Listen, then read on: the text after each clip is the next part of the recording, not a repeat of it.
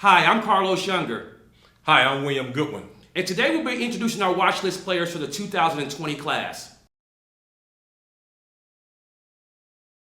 And today we're sitting with one of the top offensive linemen, not only in the state of Tennessee, but in the country. 2020 recruit Brian Tucker from Knoxville Catholic. What's up, big dog? How you doing? I'm doing just fine. Sure. What's up? Talk about the transition to Knoxville. We know that you moved here from Shelbyville, Tennessee, but talk about that transition and how it's been for you. Oh, it was a big part of changing my life, and I thank God for making this decision for me. You go to a good school and play for a good football team. How has fall camp been for you so far? I mean, you guys have some of the, top players, not only you again, in the state, but, also some of the top players in the nation playing for Knoxville Catholic.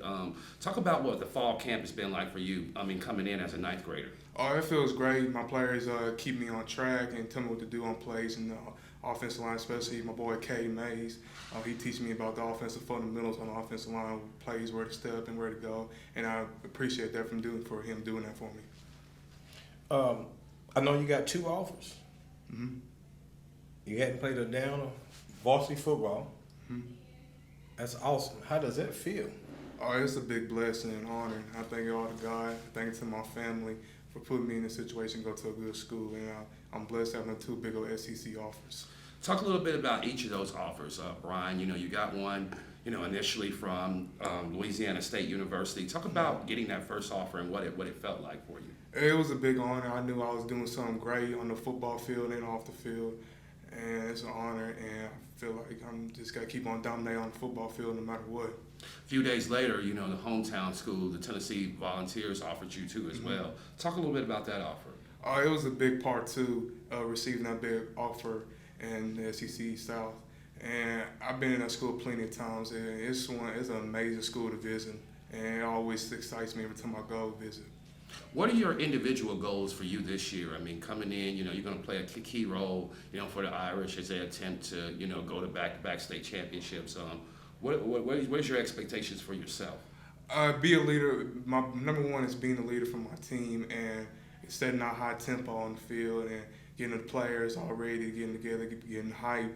But it's mainly being the leader for my teammates. Brian, we appreciate you coming in the studio today, man. No problem. Good luck to you and your Irish teammates. I'm Carlos Younger. And I'm William Goodwin. Get noticed. All right. That was good.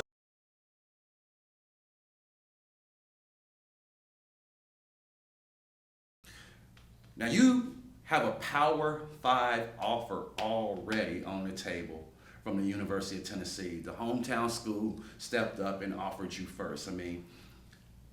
How did you find out about the offer? I was talking to Coach G, and after the camp, he called me, and he told my dad we about to offer him in the next 24 hours. Then he called me in a three-way, and they offered me.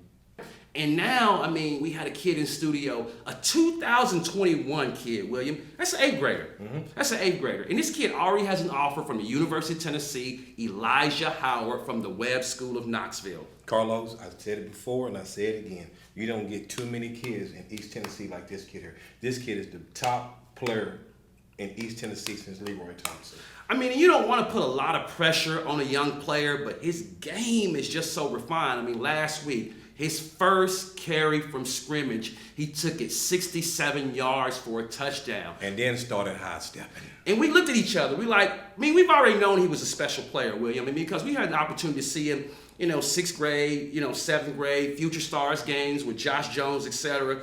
But when you start talking about, kids in the same breath that you're talking with Leroy Thompson, you're talking about a once-in-a-generation type player. That's the type of kid he is. He's a playmaker. Hey, he's the second fastest kid in the nation in his age group. Yeah, you can't. Speed kills. And when he went down that sideline last week and those guys had the angle on him and he outran the angle, we were just like, wow, just never seen anything a lot. And with this offense, you don't know who they're giving the ball to, and they got two more horses back there. Yeah, it's going to be a big year for that, young eighth grader. Well, Will, we had some really great guys in the studio today. Yes, we did. Recapping our classes from the 2017 all the way down to 2020. We even snuck in one 2021 kid because he's that good. Mm-hmm. I mean, we saw some really talented kids in here, and it's going to be a great football season this year. Oh, I cannot wait. I can smell it, man. Football is definitely in the air. and That's it's sweating that grass.